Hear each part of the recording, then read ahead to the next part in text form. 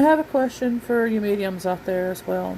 I'm a medium myself, and so I'm starting to wonder now, the more that the guidance is happening, about the Grim Reaper being pretty much kind of like a gatekeeper or something like that, but to deal with the realm of the departed.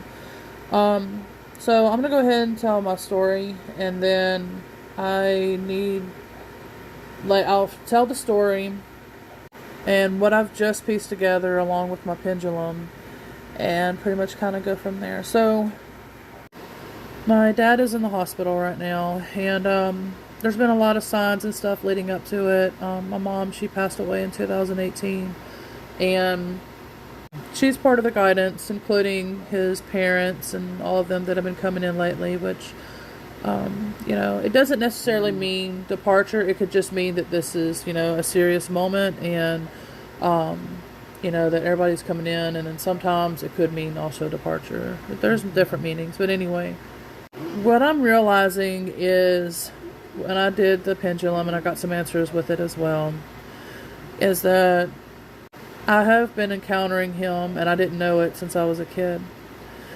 And so it started with my brother. I was 10 years old, and my brother was 9. And I clearly hear this male's voice. For me, it's a male. But I feel him as a male every time, too. And I hear him say, "One of your brothers is going to die." And I was just like, "Which one?" And he was like, "Within a week." And I was just like, "Okay, but I still want to know who."